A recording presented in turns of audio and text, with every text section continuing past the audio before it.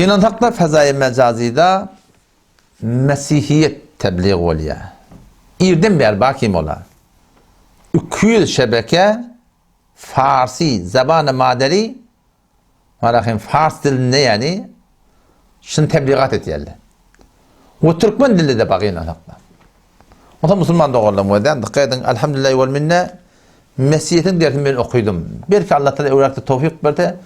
Cüdegene şuna ben bir vakit koyup İncil'le neyme, Tevrat'ta neyme, o şunun içinde harabiyle neyme, etikatlar ne yaparım, peygamberler neyme diyorlar. İncil'in ölçünde ne kadar müşkelat var, inşallah mehdiçler inşallah açıklayıp aydıp birer. Kıyınlıkta Türkmen dili hava. Türkmen dili, Türkmen Müslüman'da olamadık.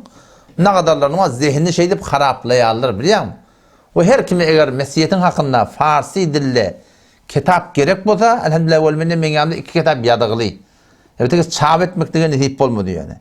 Bir kişi kitap yazdım Allah'tan tevfik kıl, adi az Mesihiyan be forsit, Mesihilerden soran dedim da. O şoň üstünde 16 sonra da men İncil'in ödünden terh ettim. Eğer sen şu 16 sonra olan papın da yanında varsan cevap verip bilmiyordun. Gayri mümkün şoň cevap verip bilmiyorduk. Şoň üstünde birisi keple var İncil'in üstünden. Ve şoň üstünden çıkardık biz. Şoň eğer papının da yanında varsan hiçbir Mesih'den ne bilmiyor, cevap verip bilmiyor. O Tevrat'ın hakkında da takriben 200 sayfa açar. Seyyid-i Novin der Tevrat ve İncil'i emruz edip Allah Teala tevkimin 2 lehmece kitap yazdım.